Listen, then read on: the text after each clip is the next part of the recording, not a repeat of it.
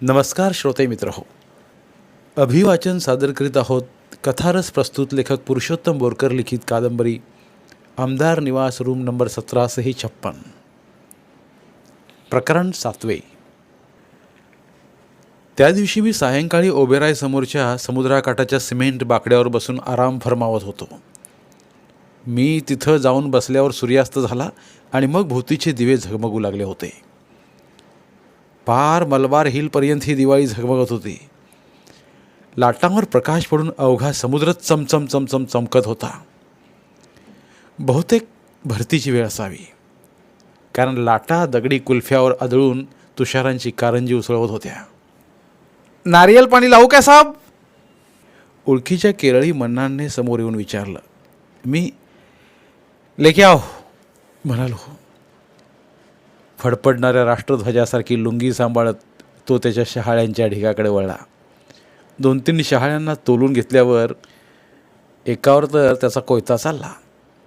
अहिंसावादी माणसाचे हे असं होतं. या मुंबईत असा कोयता चालवणाऱ्या माणसाला मिळतात फक्त ₹10. कोयता हिंसावादी चालवला तर मिळतात ₹10 लाख मिनिमम. स्ट्रॉ टाकून शहाळे त्याने माझ्यासमोर धरले.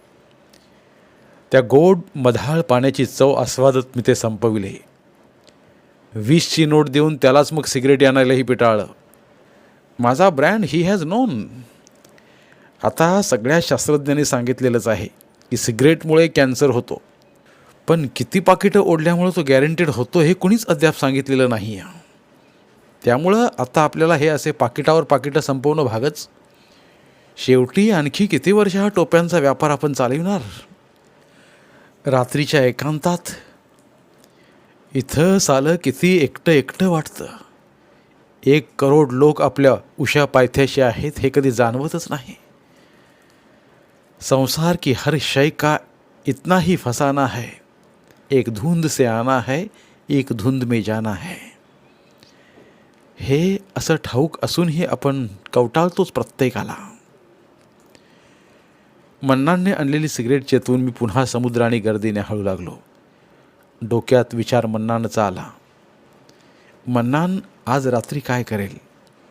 तो संपूर्णतः अनिकेत आहे हे मला ठाऊक होतं. माझ्यासारखा होता तो. बायकापोरं तिकडे केरळात आणि इथं केवळ तो पोटार्थी. आज रात्री तो कुलाव्यातल्याच एखाद्या वेश्येला गाठील, माझ्याचसारखा. मग तिच्यासोबत एका रात्रीपुरती सप्तपदी रचेल, माझ्याच सारखी. आणि एक दिवस संपल्याच्या आनंदात मृत्यू पाहून तो पुन्हा दुसऱ्या सकाळी कोयता घेऊन या फुटपाथवर उभा राहील. मला सध्या आहे, कदाचित त्याला उद्या होईल. एडस. शेवटी इथल्या एका एकाकी जिन्याची सांगता अशीच. बहु असोत सुंदर संपन्न की आहा, प्रिय आमचा एक महाराष्ट्र देश हा. सिगरेट चेतवून मी पुन्हा गर्दीने हळू लागलो. जॉगिंग करणारी मंडळी आता तुरळक झाली होती. तिकडे कट्ट्यावर उड्डाणपुलापर्यंत जोडपी कबुतरागत चोचीत चोच घालून प्रणयत होती. जागेच्या टंचाईमुळे काही अवैधतेमुळे मजबूर. महालक्ष्मी असो की जुहू बीच, इथल्या प्रत्येक किनाऱ्याला ही अशी मजबुरी दृश्यमान व्हायची. भरती ओहोटीचा खेळ दोन्ही बाजूनी खेळला जायचा. लोकही काय करणार?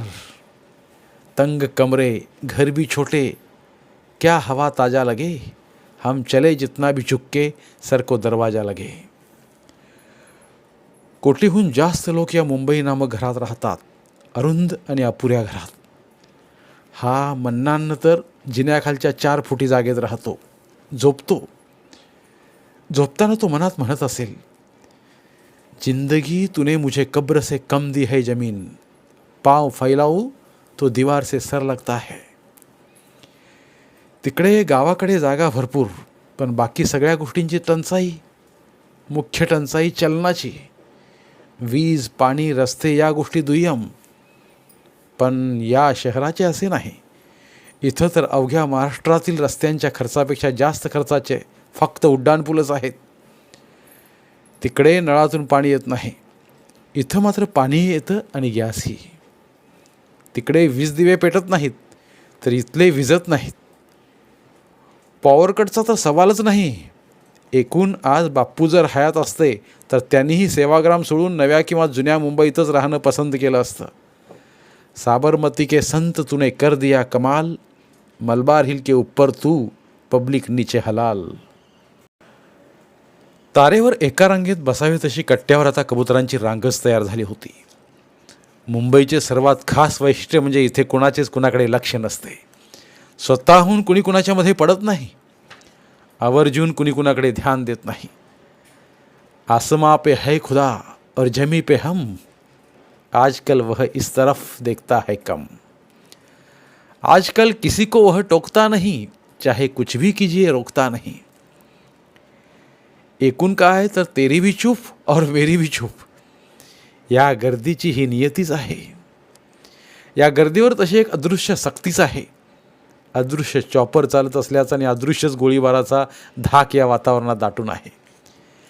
त्यामुळे डोळे असून कोणी पाहत नाहीत, जीवा असून ब्र काढत नाही. आपापल्या वर्तुळात सुखनाईव असा, त्या बाहेर पाय टाकू नका की मग सर्व सुखी असे तुम्हीच. इथे येऊन आपणही या शापुरस्थ कुंडलीसमोर मान तुकिवली. या गोष्टीचंच खुपरेपण मग माझ्या हृदयात दाटून आलं. आपण तर नियतीच्या वर्तुळात केंद्र, सुटका नाहीच. यूं भी होने का पता देते हैं, पाव की जंजीर हिला देते हैं. या आपल्या आयुष्याला आयुष्याची दुखापत झालेली आहे. अशा छोट्या मोठ्या दुखापतींना जोजविण्यासाठी, अशा घावावर मलमपट्टी करण्यासाठी तर अनेक ठिकाणं आहेत. दुखावलेल्या जीवांसाठी ही मुंबई मग जीवाचीच होते. पुढे पुढे काळ सरकतो आहे आणि हा पुढ्यातला समुद्र थोडा थोडा मागे सरकल्यासारखा वाटतो आहे. जेव्हा आपण हात पुढे करतो तेव्हा असा तो दचकून मागे सरतो. समुद्र आपल्या मनस्थितीनुसार वागतो, असा माझा एक अंदाज. आपण आनंदाने नाचत असलो की तोही हर्षभरीत होऊन अंतर्बाह्य डोलायला लागतो. आपण दुःखात छिन्न विछिन्न होऊन लोळागोळा असताना तोही दुःखाची गाज हुंदकत असतो. त्याचे हे असे आरसा होणे म्हणूनच प्रत्येकाला आवडत असते. म्हणूनच जो तो या अफाट निळ्या निळ्या अथांगतेच्या प्रेमात प्रथम दर्शनीच पडत असतो की काय. रॉकी, होय रॉकीच माझ्याच दिशेनं येतोय. काही अर्जंट काम असलं की तो मला असा शोधत यायचा. माझ्या ठळक विरंगुळ्याच्या ठळक जागा त्याला ठाऊक होत्या, त्यामुळे तो मला तासा 2 तासात हमखास हुडकून काढायचाच. हा चेन स्मोकर, त्यामुळे हातात अग्निहोत्र सदैव प्रज्वलित. पॅन्ट, त्यात खोचलेली जाड बनियन, कधी रंगीत तर कधी शुभ्र. जाड बेल्ट, गळ्यात मणिमाळ आणि कानात डूल. तर एखादी वेळी बदल म्हणून या पेहरावावर काळे करंद लेदर जॅकेट. अंगावरची बनियन अशी अंगरक्षक की काखेतले गुच्छ आणि छातीवरचे केसांचे जाळे म्हणजे हायलाईटच ठरावेत. बाप वकील, पण वकिली यथातथाच चालणारी. मुंबईत वकिलांनीही प्रचंड गर्दी केल्याचा हा परिणाम. गिरगावात राहणाऱ्या आणि कारकुनागत आवक असलेल्या त्याच्या वडिलांनी त्याला उच्च शिक्षणासाठी केसी कॉलेजमध्ये घातले. मलबार हिलवाल्यांच्या या कॉलेजात त्याला उधळपट्टी कशी करावी याचे शास्त्रोक्त शिक्षण मिळाले. मित्रमंडळी गर्भश्रीमंत असल्यामुळे त्याला खिशात हात घालायचा प्रसंगच येत नसे. धनकोची चमचेगिरी मात्र करावीच लागे या मोबदल्यात. केसीचे विद्यार्थी आणि आमदार निवासामधील आम्हा शिलेदारांचे हॉटेल कॉमन, इमारतीही पाठीला पाठ लावून असलेल्या. वडापावची गाडीसुद्धा कॉमन. कोट्याधीशांनाही अजूनमधून फुटाणे खावेसे वाटतात, त्यासाठीची सोय म्हणून मग ही फुटपाथवरची गाडी, सुरक्षा बिल्डिंगच्या कॉर्नरवरची. या रोजच्या चेहऱ्यावर चेहरा पडण्यामुळे, कधी हॉटेलमध्ये एकाच टेबलावर आमनेसामने आल्यामुळे आपोआपच हाय हॅलो झालं. मी कमिशन घेऊन मंत्रालयातून कोणतंही काम करून आणू शकतो हे मग ओघाओघाने त्याला कळलं. अर्थात ओघ बियरचे असणार हे काही वेगळं सांगायला नको. ऋषिकेश उर्फ रॉकीला हे ज्ञान प्राप्त होताच तिसऱ्या दिवशी तो एक कामगिरी घेऊन आला.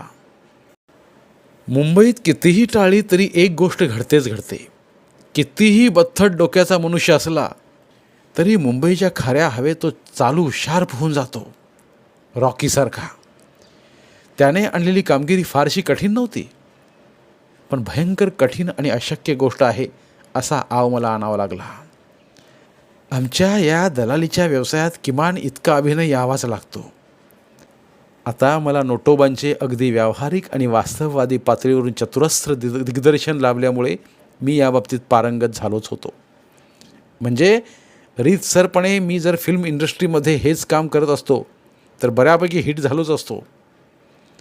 असो असो, मृतात्मा ईश्वराला शांती देवो.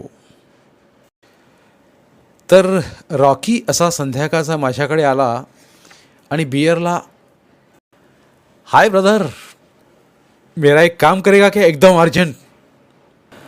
आपने एक रिलेटिव को फ्लैट मांगता है, वो तुम्हारा 10% वाला. दिलवाता क्या? फिर छन छना छन. दिलवाता क्या यानी की चॅलेंज. मग मी त्याच्याकडे स्थिरपणे पाहिलं. नजरानजर झाली. सूर्याला हात घालण्यापूर्वी खाटीक आणि बोकडाची अशी शेवटी नजरानजर होत असावी. मी सस्मित मुद्रेने आव्हान स्वीकारलं. गोपनीय पद्धतीने समग्र कार्यवाही झाली आणि 10 दिवसात CMच्या कोट्यातून फ्लॅट पदरात पडला. कोणत्याही अर्जंट कामाचा सरचार्ज दुप्पट असतो, त्यामुळे मग मलाही कमिशन डबल सुटले. त्यातलेच 10,000 मी रॉकीलाही पॉकेट मनी खातर दिलं, तर तो उडालाच.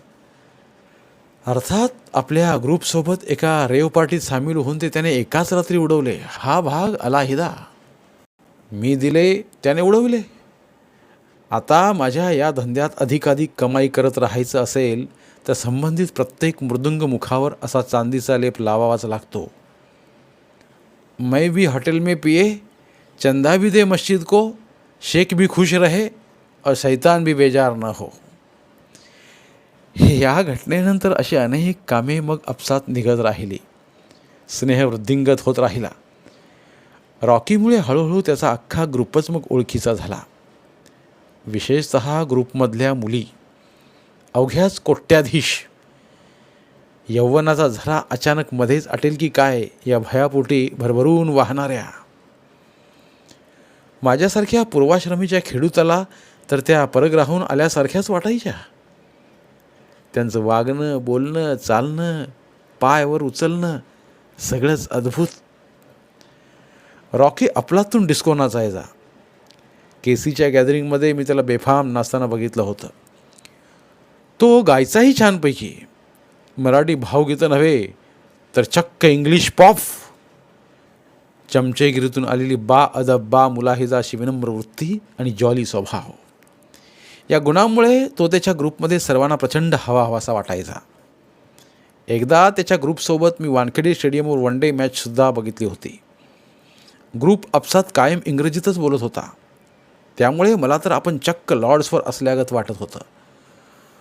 अवघा ग्रुप चित्रविचित्र फॅशनचे प्रदर्शन मांडून होता. मुली तर वस्त्र टंचाईग्रस्त. एखादी अमेरिकन फॅशन न्यूयॉर्कहून वॉशिंग्टनला पोचण्याआधीच आमच्यापर्यंत पोचली असल्याचा गर्व. अर्थातच ग्रुपच्या वावरण्या दिसत होताच. एकूण मला पहा आणि फुलं वाहा असा या ग्रुपचा अंतर्बाह्य कारभार. मॅच सुरू झाली आणि आपण ती जिंकलीसुद्धा. मॅथ्यू हॉर्नने शतक ठोकले. ख्रिस केन्सने 55 धावात 5 गडी बाद करूनसुद्धा न्यूझीलंडला हार पत्करावी लागली. कारण एकच, आणि ते म्हणजे सचिनचा अष्टपैलू खेळ. नाबाद 135 धावा आणि 28 धावात 4 गडी बाद. डे अँड नाईटचा हा सामना खरा रंगला तो उत्तरार्धात. तिकडे सचिन बाउंड्र्या सिक्सर्स लगावत होता आणि इकडे आमच्या ग्रुपमध्ये बियरच्या कॅन्स फटाफट फुटत होत्या. हे असे फसफसून हिंदकळणे मॅन ऑफ द मॅच जाहीर होईपर्यंत. आणि मग आपापले पाखरू कवळत सगळा ग्रुप मग हळूहळू स्टेडियम बाहेर. फक्त मीच एकटा विमनस्क. जब देखने वाला कोई नहीं, बुझ जाओ तो क्या और जल जाओ तो क्या. आणि यानंतर घडलेली ती दुर्घटना. कॉलेजच्या इलेक्शनमध्ये राडा, एकाचा मर्डर, कोठ्याधीश सही सलामत सुटले आणि बळीचा दारिद्र्य रेषेखालील बकरा बनला रॉकी. काहीतरी 2-1 वर्ष जेलात काढून मग तोही पुराव्याअभावी निर्दोष सुटला.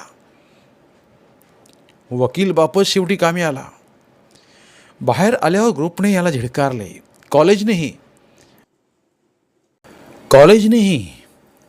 मग बॉडी बिल्डर असल्यामुळे हा रेव पार्ट्यामधून मेल स्ट्रिपर म्हणून वावरायला लागला. लवकरच अल्कोहोलिक झाला. त्यानंतर हा जिगोलो बनला.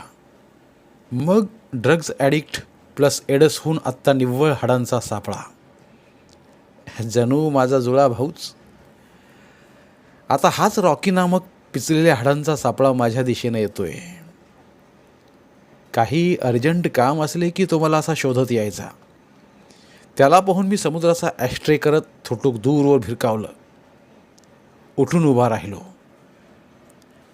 Hi brother. त्याने जवळपास मिठीच मारली. तंबाखू मिश्रित घामाचा कडवट वास माझ्या नाकात शिरला. थोडा कंट्रीचाही. मागे दारू सोडायची म्हणून मी त्याला अल्कोहोलिक ॲनॉनिमसमध्येही घेऊन गेलो होतो. मलासुद्धा तिच्या मगरमिठीतून मुक्ती मिळवायची होती. पण आम्हा दोघांनाही फार काळ पथ्य जमलं नाही. आगतिकांना निर्धार टिकवता येत नाही हेच खरं. भिकारड्यांना कुठं निवडीचा अधिकार असतो. टूटते रहते हैं मुफसिल के उलझों की तरह, हर नए पल मेरे ख्वाबों के घरोंदों के हिसाब.